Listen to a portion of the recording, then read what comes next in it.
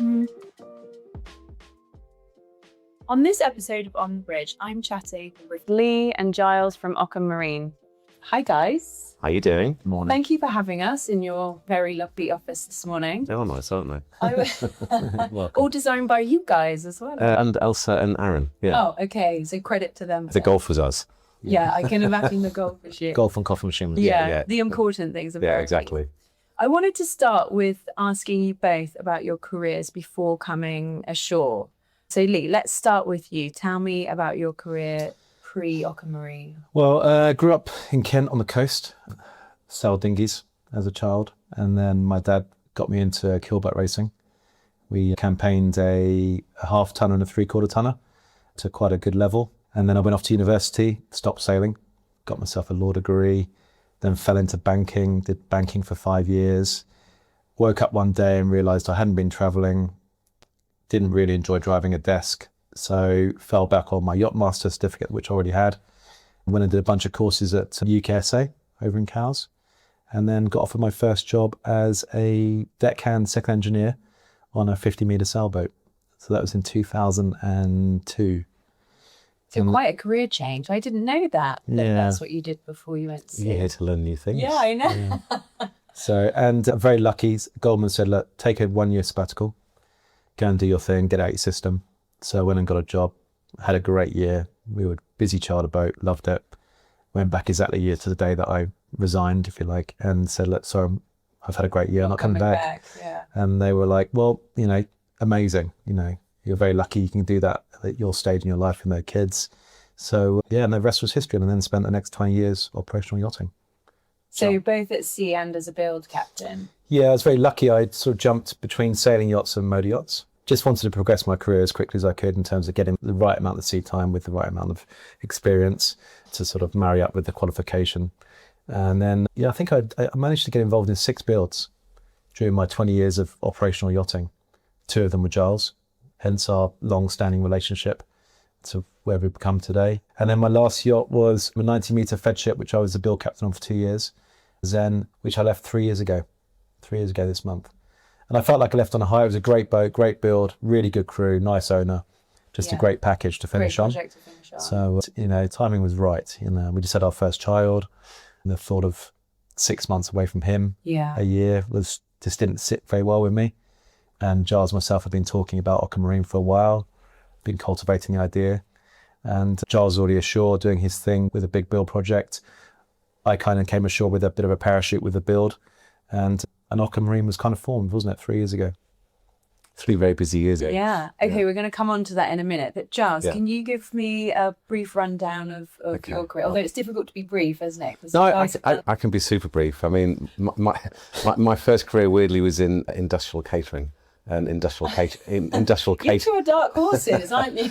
Industrial catering design. So I worked for quite a large company in the south of England, and we set up industrial kitchens for industry. So, like if Vauxhall wanted to open a new factory, we'd do the kitchen design, and we would sometimes run it or sometimes just hand over to somebody else. So my job was a lot of organisation, a lot of management. I had to know how to cook as well. So there was a basis of that where you had to understand what all the chefs are doing and get involved as well. So, but as well as that, we also used to do very large event planning, which, transpired into a future career. And then, like Lee, at the age of about 21 or so, or maybe almost 20, all my friends were off travelling, and I had quite a responsible job and didn't get much time to enjoy myself because it was just a lot of management. So I took a year off and went to Australia. And then while I was there, because as a kid I used to sell dinghies also, I grew up in Southport, which is a seaside town in the northwest, home of the 24-hour yacht race.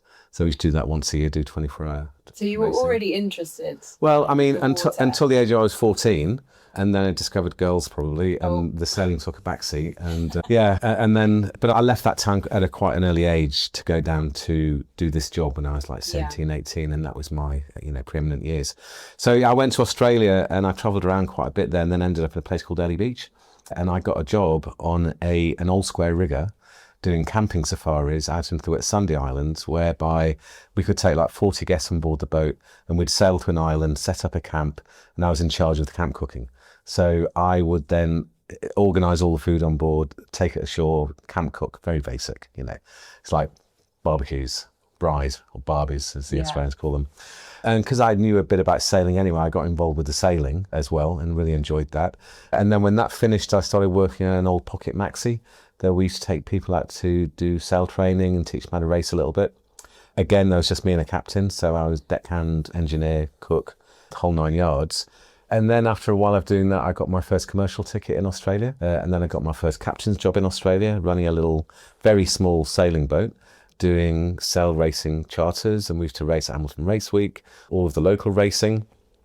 And then I decided to come back to Europe, mainly because I'd outstayed my welcome in Australia, had a year's working visa, and I left 4 years later. Oh. So at some stage I had to leave. Yeah, before they threw you out. And then when I got back to Europe, I realised there was a bit of an industry over here. So I gave it a go, and I sailed over to Antigua, got some work over there, sailed back from Antigua, and then just started in the industry on this side of the world, probably about 90, I'm trying to think now, 94, 95. Was lucky enough because I'd already got my commercial ticket. So my commercial ticket that I got in Australia was something that didn't exist in Europe at that time. You could run a very large boat with no tickets then. Oh, right. Yeah, though, the commercial tickets that they exist today didn't exist then. So when I came over here with the commercial ticket, I was a bit of a rarity.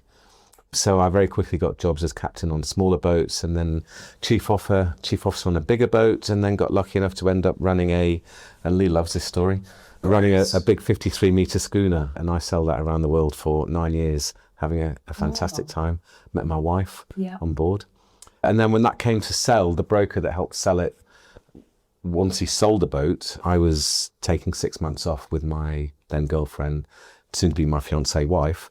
And we went around the world for 6 months. And then the broker called me eventually and said, I've got a boat that needs a really good guy to come and help build it. There's a very good client and I'd like to come and do it. So I ended up doing that in Turkey, met Lee, who came to help me on that. So we built it. It was a bit of a disaster, simply because by the time we got involved, the contract was signed, specification was done. We were just there really to get the boat operational. So from a quality point of view, it wasn't great. So I didn't feel I could hand it on to anybody else. So I stayed a while. Then when I was leaving, I said to the client, right, job done, I'm off. He said, no, why don't you hang around? We're going to build a new boat, like you to do it. So that's what I did. And we built the second Odessa. And then same story. I ran it for a couple of years, make sure all the systems were in place, and then decided to start thinking about leaving. And he said, well, we're going to build another boat. So let's do that. So there you go, very briefly. No. Well, we're still building that boat for him. So the third boat is about a year away. And so when Lee was ready to come ashore, I was a couple of years into that build. It's a very long and complex project. But when Lee was ready to come ashore, I'd already been working on that for about 3 years. So we teamed up. And Lee, as you said, he parachuted in with a build that he had. I had my build, and that's how we started. So you hit the ground running, really, because the next question was going to be, how did you know it was the right time to come ashore? But actually, naturally for you, that already had happened. And then you guys had this working relationship. You knew you could work well together anyway. And then, like you say, your family circumstances perhaps pushed you into coming ashore at that time. And then organically, the company started, which is probably the best way a company can ever start. Yeah, and I think we were very lucky. It was a period that was kind of fueled by that post-COVID demand for yachts, COVID. The wild time. Yeah, and I think, COVID really sort of highlighted the fact that, yachts do give, owners an isolated platform where they can bubble up if they need to. And we didn't know if we were going to get more COVID periods. So I think there was that initial demand for more yachts. And we kind of rode that little wave for the last 3 years. We've been very lucky. So, yeah. Great. So the timing was perfect. Okay. What in your mind makes Occam Marine different to the other build consultancies out there? I think primarily is the fact that most people work here have been operational. So we're all ex-ops. And in our experience, that if you've got a pure technical management company, then they could be purely technical guys, either surveyors or engineers. So they understand how to put a boat together and how to work with the shipyard, but they may not know all of the nuances of what makes a good boat from an operational point of view, and certainly from a guest point of view. And what we saw happening was that they would manage the build, and as you get into the last stages of it, not a great deal of thought had been given to the operational setup, whether it's guest separation from the crew or whether it's just the small nuances of how to make things more efficient. And ditto with the large management companies, they were probably the same, very good technical guys, very good managers, but they miss that operational side of things. So I think that what makes us a little bit different to everybody else, that we have the technical guys in-house. We have, we also know how to manage things, but it's just those nuances that if we can get in early enough, hopefully pre-contract, while we're still negotiating the contract specification, we can add that value on the operational side of things that other companies probably don't look at. Yeah, it's interesting that you say on some of the builds that you worked on, when you'd gone in and they'd gone past that point, that then when it came to delivery, you felt that you wanted to pass over the operations in a way that you'd experienced it yourself, rather than just saying, okay, it's built, there you go. And that's unusual, because often when the build is done, the team then leave and a captain comes in. So you've got the experience all the way through. All the way through. And also you've probably learned from other people's mistakes and maybe your own mistakes as you go along, what really works and what makes a captain, chief officer's job as easy as possible, and what makes experience good. Whereas I guess a lot of people start there, finish there, and then there's a whole bit afterwards, that maybe there's no continuation on. I mean, you don't learn much from a perfect boat. No, we don't learn from anything perfect, do you? We only really learn when things don't go right. It's one of the primary reasons that we thought it'd be a good idea to start the business, is because we saw that gap. Yeah, no, totally. The last build I did, I joined 2 years before handover, and you think you can come and make operational changes, but you can't. The boat's done. There's no more hot work. There's no more changes. There's no more increase in costs or time. So you're coming in, accepting what's being delivered and making that operational. And you can't be the guy that comes in and says, that's not great, that needs improving, that's a bit crap. You've got to come in and go, wow, this is amazing, I'm so happy to be part of this. But then you've got try to and make the best of it. And you've got to operate it in front of the owner, from day one. So, I felt like I inherited quite a few boats that weren't completely operationally bulletproof. Tenders that you couldn't launch if there was slightly bad weather.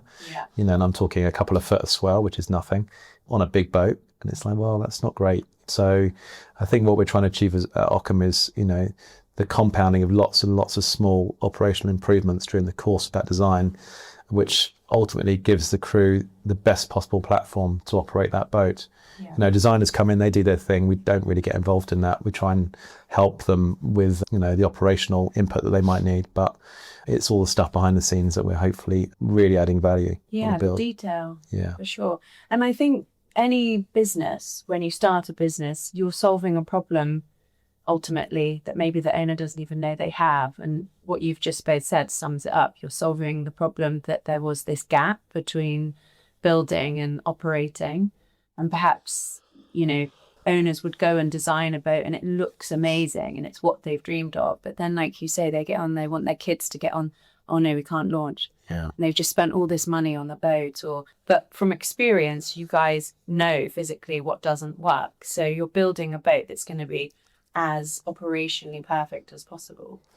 And if we can get involved, at that very early stage, blank sheet of paper almost with the designers, then we stand quite a good chance of getting across some of our, our input. It's still a fine line fighting that the design input and aesthetics and operational, efficiencies. That's that sort of tightrope we walk all the time on every project. But hopefully the way that we get that across with good case study examples of stuff that's actually happened to us operationally and the rest of the team. We've got 260 years of operational experience in the office, and it's, everyone's bringing an example of how something might not work very well or why that worked particularly well on that yacht. And if we can sort of crowbar all of that into the design, then fantastic. High value to end up with the best project you can. The client, once he's spent X amount of money on a yacht, doesn't want to hear from his captain or chief officer or heads of department why they can't do something and why that was a bad idea and why this is a bad design. Because first of all, the client will have probably picked the shipyard and the designer. So they probably take it as a direct reflection on their decision-making process. So you really don't want that to happen. What you want is always have a happy client, not just for us, because it's good for our business. Of course. It's good for the industry. We're all just little cogs in a big spinning wheel. And what you don't want is to have a client who, at the end of a bill, thinks, I'm not going through that again. And ends up selling the boat and leaving the industry. Okay, what have you found to be some of the most challenging parts of becoming business owners and growing the business to where it is now? And what have been the best experiences and lessons you've learned? I think, quite frankly, what was that? Paying tax. Okay. Just generally, Yeah, totally, yeah. that's a bad experience. Weirdly, from starting the business to now has been incredibly easy.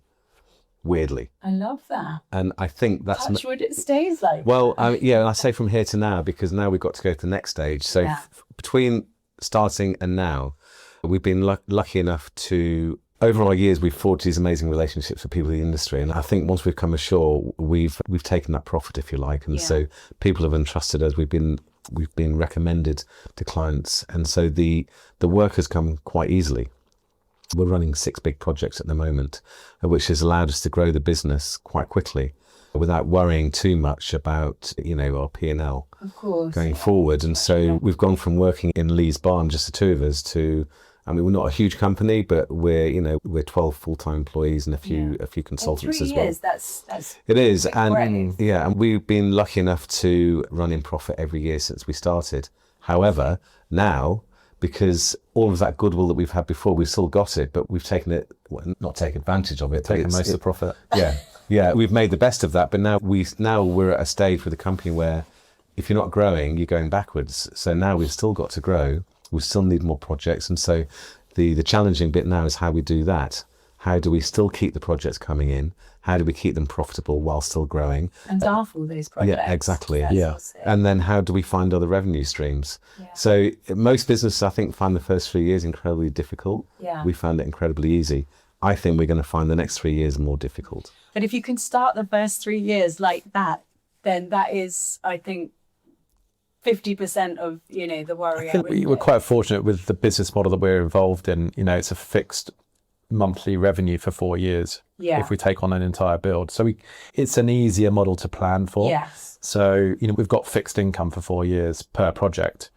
So you can scale your business accordingly. Yeah. And I think that's for that side of the business has been quite straightforward. Yeah. This year's the first year we've sort of made some strategic hires in a view of winning more business. Right. So we wanted to be geared, ready for that new business rather than being reactive, which we have been for the last 3 years as a company.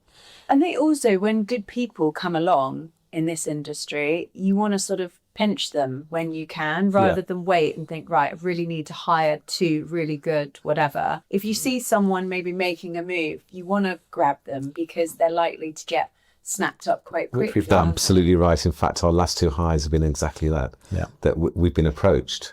We weren't particularly looking for anybody, but we've been approached and we met with an open mind and thought, you know what, they'll be great for us in the future. We don't necessarily need them right now, but I think it'd be a good strategic hire. But, the other thing is that everybody in the office has already worked on new builds. Everyone's got that experience. Everyone's launched new builds. But Occam, as an entity, hasn't launched one yet because we're only 3 years old. Yeah, of course. Our first launch is going to be in October this year. And then we have another one in February of next year and another one June. So that'll be of next another year. stage of the business then, because at the moment you haven't reached that point. So that will be another. So it's also a point where we've got to plan for them not being here anymore. Yeah. And so, you start thinking about how you might be able to extend the revenue that comes in from via various services. And that's the stage we're going through at the moment. What I think, though, is important when you provide your service so well is that the owner and the team trust you. And therefore, then if you do decide to launch other revenue streams, you already have their trust. Yeah. For sure, I know if we do a good job, the crew come back to us for other things and they trust our opinion on things. And that is so much more valuable than big fancy advertising campaigns or anything. It's just doing a good job. Absolutely. And it's so surprising how many companies don't do a good job and they're short-sighted by thinking, we're going to get all this money, take all this money, and they do a half-assed job and then they lose that client. So they're coming in fast through the front door, but they're going out fast out the back door. If we're asked what we want to achieve for Occam as a business, all we want is that at the end of the build, when the boat's delivered, if anybody asks them, would you use Occam again? It's a resounding yes. What is one thing you wish you'd known before you started your business? I think what we're finding out right now, we're 3 years in, is we've been so buried in the business, the 2 of us. We've now taken on a business mentor this year, and he's really teaching us to work on the business, not within the business. Right. And I think for me, that's been one of the big takeaways so far. when we both started the business, we took on project management roles ourselves. Yeah. We're coming to the end of those projects now and within the next sort of 12, 18 months. And we want to not take on that role again, but work more strategically within the business, on business development and building the team and working on branding. Because when you start, you have to. When yeah, you start absolutely. Yeah. the project manager, the person who organises toilet roll in the bathroom, you're everything. Absolutely. And then as it grows, you naturally can step away. But just recognising that we're now at that sort of fulcrum of stepping away from the day-to-day projects. I'm not very good at detail, so I'm totally the wrong person to be looking after a project, whereas the guys we've hired are the right people to be looking after the project, whereas we enjoy naturally the business development and finding the right, scaling the business, finding the right people. And the longevity then, if you two recognise already that you're at a point where your job has changed from the first day that you started, that already is positive. Because then you're not going to stagnate the company growing. I think one thing that would have been good to recognise at the beginning is that from our old jobs being operational, we always had a very good relationship with the clients we were working for, the owners of the boat and the family offices, and that you always had that direct contact pretty much whenever you needed it. Yeah. And then when you come to this side of the business, we understand very well that they are ring fenced and there's a circle of trust there, and that's quite hard to break into. So I don't think I recognised right at the beginning that I'm not going to have that direct contact with the client that we used to do, and it hasn't made it difficult. It just takes time to earn the trust of the family offices and anybody else who might be involved in the business. And I think if I'd thought about that before, we may have had different strategies of how to communicate perhaps in a different way that we could earn that trust a lot quicker. Sure. Because it does pave the way for a smoother project. Yeah, because I guess there's more people in between each party in this situation than there would be if you're captaining the boat. A client he can be in his office, wherever it is, and he can have thousands of calls coming in, meetings to go to. But normally, if his operational captain gives him a call, he's going to answer it straight away. I don't blame him, I would too. What are the considerations when taking on a project? So things like the customer, what are they looking for? And are there some projects that you wouldn't take on based on what you're trying to achieve here? Yeah, we profile every proposal we get asked to put forward. We will profile the client, the shipyard, the designers, the key decision makers around that client, just to see, and then we grade them very crudely A, B, C. Yeah. We try not to take on the C's as a company. We haven't had to yet. Yeah. So, and I think all of our projects so far are A's within our matrix, if you like. And that's a very crude way of just giving us a bit of an indication straight away if it's a red, amber or green client. And then we work the proposal around that, if you like, So I think it's also important to recognise that you're not always going to get the makeup of the owners team that you might possibly want. Right. And with our experience, I think we can recognise that quite quickly. That let's just say, for example, they're so disorganised and they're very naive about what it is they're trying to achieve, whether it's what shipyard they're at and what price they're trying to achieve or the makeup of the team. We could say that we don't think, it doesn't matter what we do on this, I don't think it's going to be a particularly successful project. And do we want to, in 4 years' time, have our name on that? And so I would say we've never knocked back a project yet, but we have dodged a couple of bullets that we recognise now that perhaps at the time we were just doing our best to get as much as possible.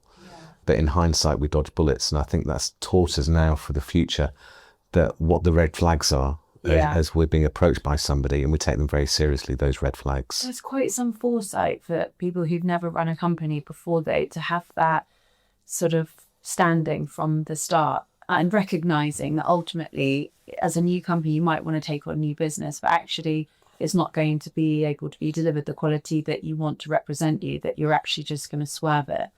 Because most people who start a business are just like, great. And I know it's very difficult to turn away business. It really is. It really is. But when you look back and go, okay, we definitely kind of, whether it's conscious or subconsciously, made the right decision there.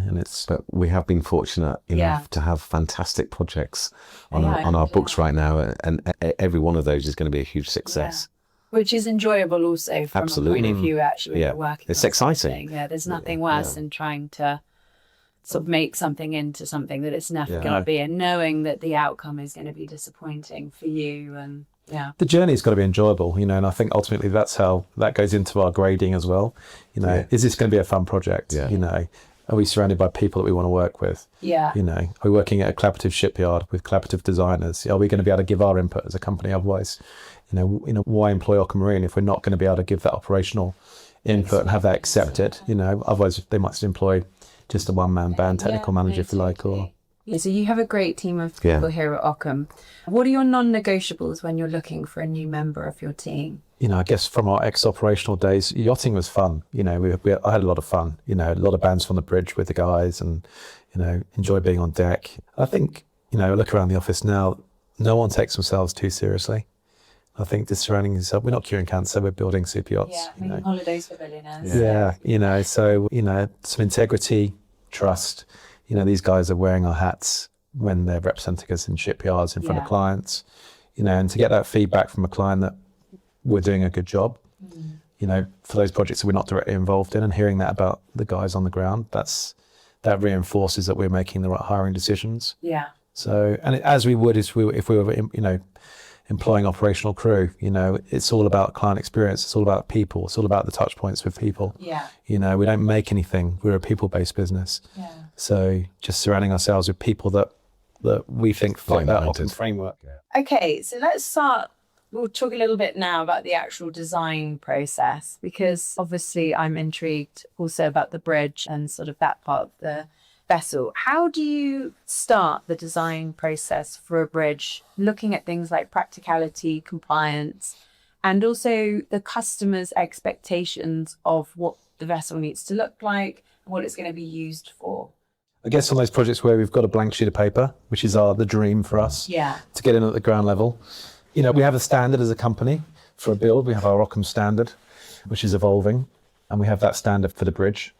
And I think, you know, for us, it's some basic stuff that we've, again, not had on various builds. You know, good sight lines, you know, being able to, actual visibility out the window seems like a very common sense thing to say, but it's amazing. And we're still, and we're still seeing it now, where you're not having to rely on cameras for good seamanship. Just those basics for me. Vertical windows for backscatter.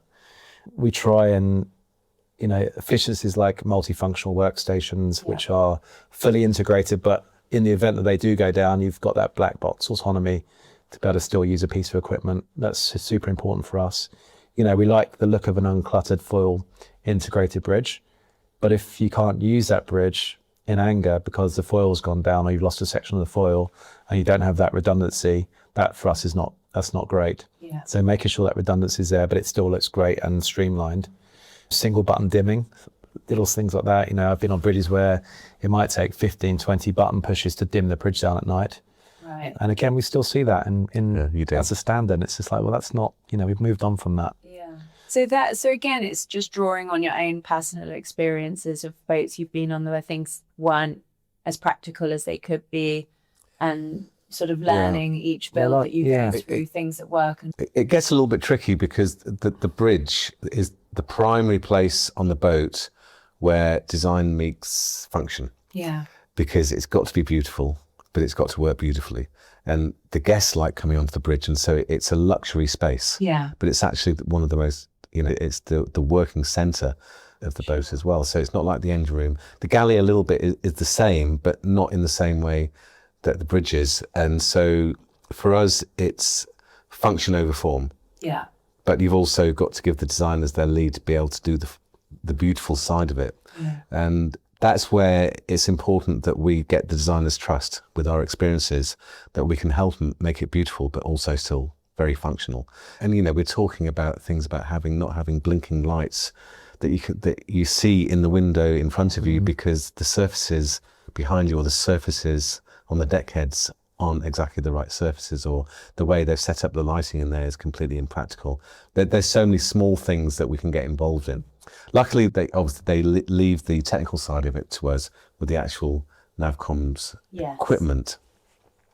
But for us, that's the super important thing, is to have that relationship with the designer. Yeah. And also, I guess, if there's a build captain in place, obviously, that you know is going to stay with the vessel once it's launched, you have someone to collaborate with, in the sense that if they know the owner, they'll know what the vessel is going to be used for and how it's going to be used. But if there isn't, then it is sort of down to you guys to sort of make decisions that will ultimately decide how the captain is going to use the bridge. And that's sort of quite a big decision and important to get right. And having that incumbent captain can be good. Well, normally is good, but can also be detrimental. Yeah, I can imagine. Maybe they're stepping up size-wise on boat, and they're bringing their ideas from their previous boat, or they're going for sailing to motor yacht, or vice versa. And we're trying to sort of explain to them that, although it worked really well on their last boat, think about maybe this for this boat, and just having that. But again, that comes down to the style, how we operate. We're not all guns blazing. We're just, this is sow the seeds, and if, hopefully stuff resonates with that captain. And again, it's about building trust, with that captain as well as all the other stakeholders. Yeah. I mean, we like to think that if there is no build captain involved and we're actually doing the setup of the bridge and the design of the bridge with the designers, we like to think that any bridge that has been under our control, any captain could come on and be happy to operate. Because it's important, because the captains are always going to move on. Of course. They're not going to be there for the life of the boat. That bridge is going to serve 3, 4, 5, 6, a dozen captains. And so it's got to be done in such a way that it's practical for everybody. It's one of the things Lee touched on is it can be detrimental having a crew there. Not always, obviously. Crew absolutely can bring a huge amount to the table, but what we do see is that it does get personalised a little bit, and that's not the right way to design a bridge. It's not the right way to design a galley either. It's not the right way to design an engine room. It can't be personalised. It's got to be practical for absolutely everybody into the future. We love it when we get to that stage of a project where we're actually designing the console. We get everything one-to-one, we lay it out, we ergonomically work out if we can touch everything, and we all go through it. We've got tons of experience in the office. And let everyone drive it, on paper. And then, and if their feedback was like, actually, that might not work, and it might be something that you guys hadn't noticed. Absolutely, you get blinkered, as when you're when you're so immersed in a project. So it's good to get the other guys to take on it.